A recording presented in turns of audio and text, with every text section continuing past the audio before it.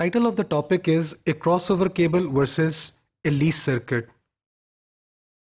इस टॉपिक के ऑब्जेक्टिव्स क्या हैं? After completing this topic, a student will be able to describe the differences between a crossover cable and a lease circuit for a wide area network. तो हमारा context है wide area network है. जो figures हैं, जो material हैं in this topic, they have been adapted from Wendell Udam's book with this title, Computer Networking First Step.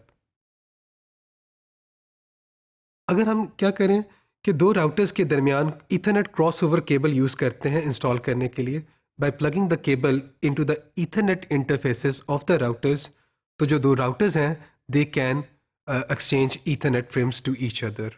तो अगर राउटर्स के ईथरनेट इंटरफेसेस यूज करें और ईथरनेट का क्रॉसओवर केबल करें तो क्या होगा? Ethernet frames can be exchanged with each other. Ethernet क्या करता है?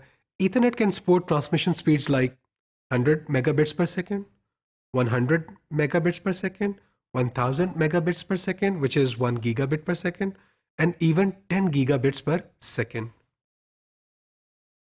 अगर हम वैन लिंक की बात करें तो अगर हमने एक वैन लिंक इंस्टॉल करना हो दो राउटर्स के दरमियान तो टेल्को क्या करता है? Telco creates something similar to a crossover cable but with some differences. और वो क्या डिफरेंसेस हैं वो हम इस टॉपिक में देखते हैं. With WAN links, many different transmission speeds are supported. Typically, कौन सी WAN links की speeds होती हैं? WAN links use speeds that are multiples of 64 kilobits per second. For example, a telco can offer a service like जिसे हम कहते हैं T1 line कहते हैं, T1 circuit भी कहते हैं. इसकी स्पीड कितनी होती है? 1.5 megabits per second. जो मल्टीपल कितना है? 24 times of 64 kilobits per second है. टेल्को ये भी ऑफर कर सकता है कि 1.544 megabits per second के मल्टीपल्स की स्पीड भी ऑफर कर सकता है. You can also order even higher speeds that generally come in multiples of 51.84 megabits per second. So जो WAN की जो लिंक्स हैं टेल्को आपको डिफरेंट स्पीड्स की ऑप्शंस दे सकता है. So these are the key points about the speed of a WAN link. Many different speeds are possible. You specify the speed when you order the lease line. जब आप lease line order कर रहे हैं तो you need to specify कौन सी speed आपको चाहिए. You need to configure your routers accordingly. जो speed आपने lease line की जो speed होगी उसके मुताबिक आपको अपने routers को भी configure करना है. अब ये जो WAN link की जो speed है, how to control it? Serial links run at different speeds. जब हमने थोड़ी देर पहले एग्जांपल्स देखी हैं different speeds पे चल रहे हैं and they must be pre-configured. You have to configure them before you can use them actually. For this purpose, the channel service unit and the data service unit जिनकी abbreviations क्या हैं? CUSU/DSU of a serial interface controls the speed. जो CUSU है और DSU है the functions can be done with the help of an external device. और क्या कर सकते हैं? इनको हम क्या कर सकते हैं? इनकी फंक्शनैलिटीज को सीरियल इंटरफेस कार्ड जो राउटर पे होता है उनके थ्रू भी कंट्रोल कर सकते हैं. If you use a CSU/DSU that sits outside the router, you must configure the speed on that external device. तो आपका ये जो CSU/DSU है अगर तो ये रिजाइड कर रहा है आपके राउटर से अलग कंपोनेंट है तो आप उसे एक्सटर्नली कॉन्फ़िगर करते हैं. हाउएवर अगर आपका ये जो CSU/DSU की जो फंक्शनैलिटी है वो राउटर के अंदर बिल्ट इन है तो you must configure the speed of the WAN link on the router.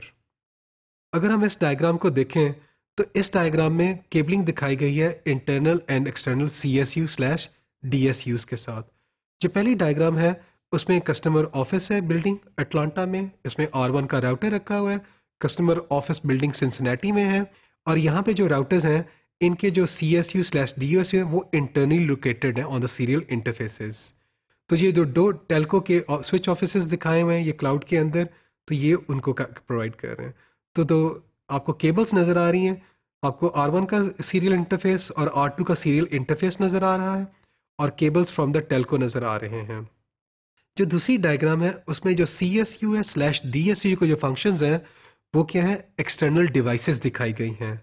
तो ये जो एक्सटर्नल डिवाइसेस हैं ये आपस में टेल्को के स्विचेस के साथ कम्युनिकेट कर रही हैं। इनके दरमियान केबल है, तो जो टेल्को का स्विच है वो CSU/DSU के कनेक्टर के साथ कनेक्टेड है। तो एक जो वैन लिंक होती है उसका इंस्टॉलेशन प्लान क्या होता है?